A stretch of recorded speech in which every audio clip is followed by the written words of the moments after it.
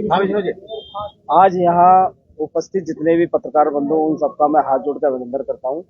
और अजय शर्मा जी ने जो आज इस मुद्दे पर समर्थन दिया है वो मैं मानता हूँ पूरे अजमेर की जनता का यही मत है।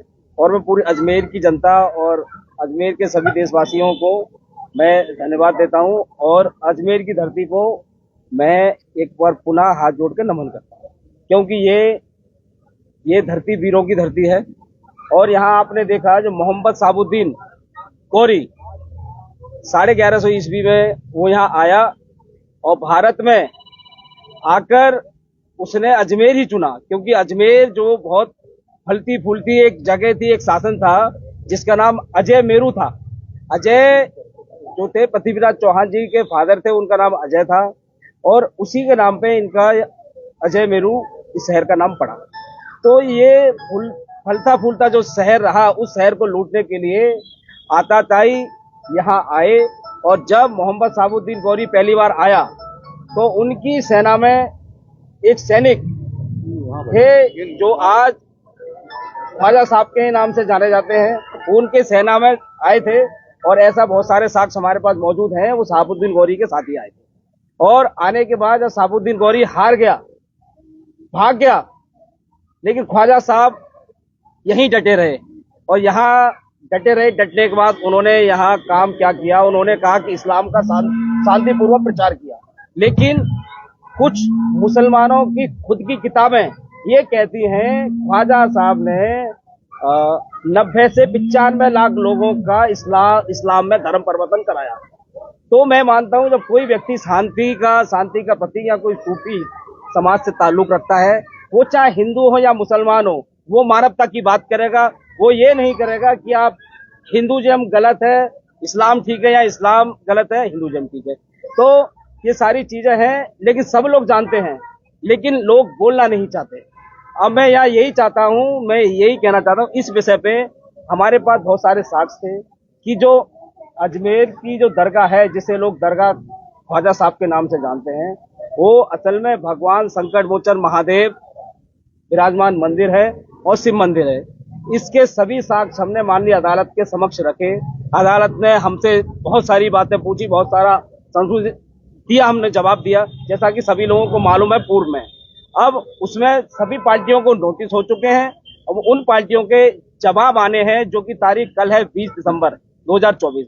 कल सभी पार्टियों के जवाब आएंगे। मैं भी उसी कोर्ट में उसी डेट के सिलसिले में दोबारा मेरा अजमेर आना हुआ है। तो अब हमारी कोर्ट में हमारी पूरी बहुत अच्छी तैयारी है कि जो ये दरगाह है वो असल में दरगाह नहीं, संकट मोचन महादेव मंदिर है।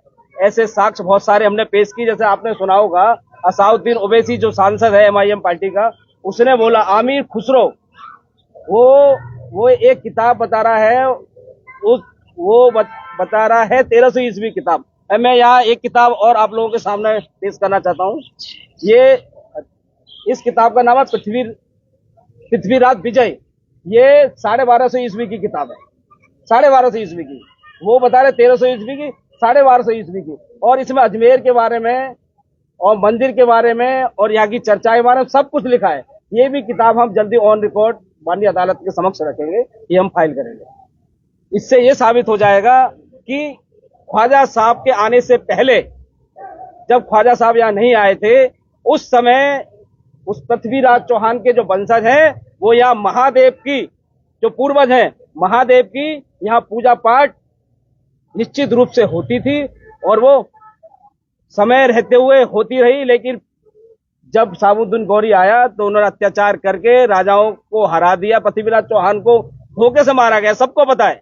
पृथ्वीराज चौहान ने बार बार उसको छोड़ा, लेकिन एक बार धोखे से पृथ्वीराज चौहान को हराया और उनको बांध के यहाँ से ले गए और उनकी आंखें फोड़ दी गई। ये बहुत ही शर्म की बात है अजमेर के लोगों के लिए, बहुत ही शर्म की बात है। और उनके हत्यारे आज भी हैं यहाँ।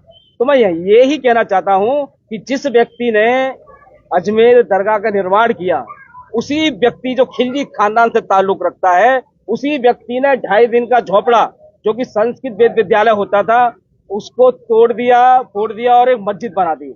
और उसी व्यक्ति के खानदान के लोगों ने संस्कृत वेद विद्यालय, आपने सुना होगा बिहार में नालंदा यूनिवर्सिटी जलाई, जल्दी हुई 6-6 महीने तक हमारे शास्त्र सब जला दिए। तो मैं यहाँ सिर्फ यही कहना चाहता हूँ, हम सब हिंदू, पूरे देशवासी, हम खुद विक्टिम हैं कि हमारे मंदिरों को तोड़ के यहाँ पे क्या क्या हाल किया गया है। उन सबको हम कानूनी रूप से, जो कि कानून ने हमें ऑप्शन दिए हैं, हमें जो भी हमारा संवैधानिक अधिकार है, संवैधानिक अधिकार के रास्ते से हम जितने भी मंदिर हैं सब मंदिर पुनः वापस लेंगे और वहां भगवान शिव की पूजा अर्चना दोबारा से स्टार्ट होगी।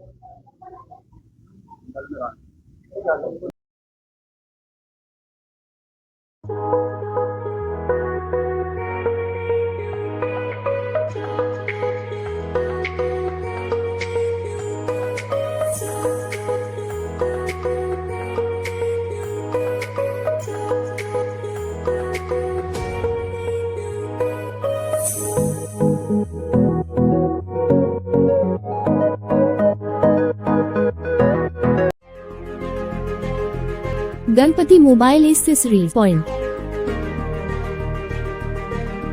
जहां आपको मिलेंगे सभी कंपनियों के mobile cover, headphones, chargers, wireless chargers, gorilla glass protection और भी बहुत कुछ। तो देर किस बात की, अभी चले आए गणपति एक्सेसरीज पॉइंट, केसरगंज गोल चक्कर के पास, पड़ाव, अजमेर।